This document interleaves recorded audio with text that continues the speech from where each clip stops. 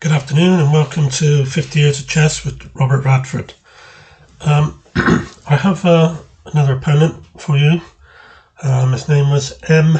Jones. I don't know what his first name was, but he played for Clifton Chess Club on the 24th of September 1992. I don't remember him. Honestly don't. I think he was a youngish man. But he was only recorded, I've only found recordings of him, his ratings up to 1994. And he was rated between about 120, 125. But he played a lot better than that, I thought, when I played him. So let's have a look at this encounter.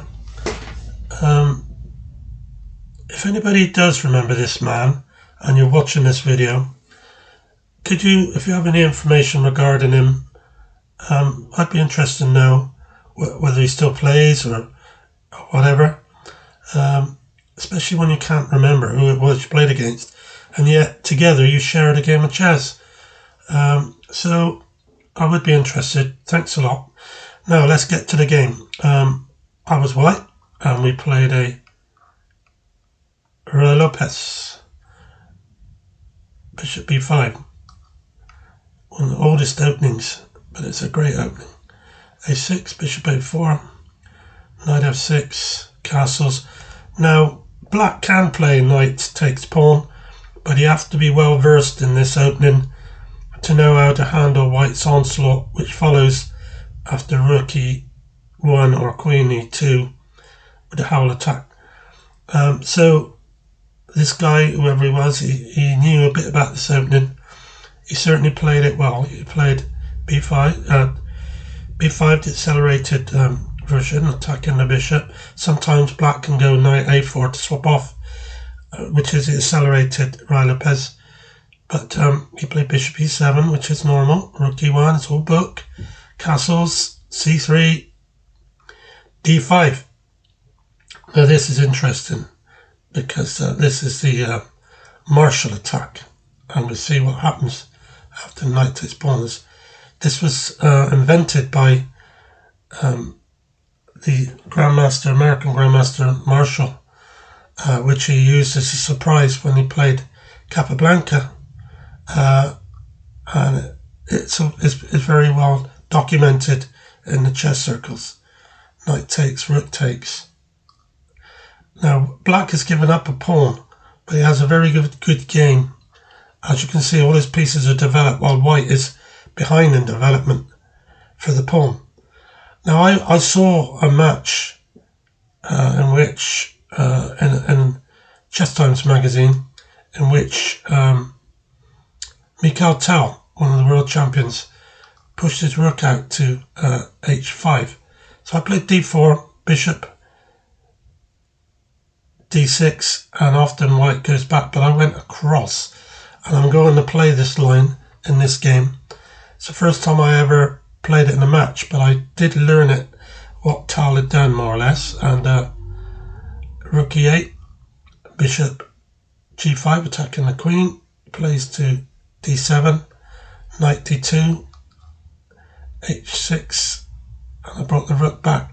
It would be unwise to go pawn takes because of queen h5, and it would be an excellent attack for the piece. It could lead to mate or something of that nature. So queen came out to f5.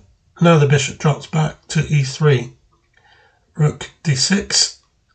I played a rook up, attacking the queen and forcing it to either retreat, or he did the other thing, which was knight takes bishop. So this guy liked mixing it up. He didn't mind mixing it up at all. Rook takes queen, knight takes queen, rook takes knight, rook back. But he's found himself a pawn down in doing what he did. We have to see what happens from here. Knight to f3. Bishop back, attacking the rook. And I attacked his rook. So it was a bit of a tit for tat game in many ways. He took the rook, I took his rook, and then he brought his other bishop into f4, which is to stop me from playing rook d2 after he's gone rook down to to e2, attacking my b pawn and the h pawn as well. So this was giving me something to think about. I brought the bishop out, attacking his pawn on a6. Sorry. And he brought his rook down, as I explained. I attacked his bishop, he's gone back, attacked it again, he went back to f6. So I've given myself some squares that I can go out on and not get caught in a back rank mate. Now the bishop's off that diagonal, I can put the rook up defending the pawn, which he took the rook with his rook, and I retook with my knight. He's brought his bishop down to c2, knight into e4. I could have played bishop takes the a pawn, but the problem is he could throw some other things at me which would be unpleasant. So I played knight e4 and he went back bishop e7. And at that point I'd been playing on an empty tank for about 5 or 6 moves where I just didn't have any time left, and I offered him a draw, if I remember, and he accepted it because it was a pawn down. He was quite happy to take the draw. I would have been too, but even though I wasn't happy drawing the game, I could have lost if we played on and I couldn't get my moves in. I had less than 5 minutes. I'm sure of that, if I remember the game correctly.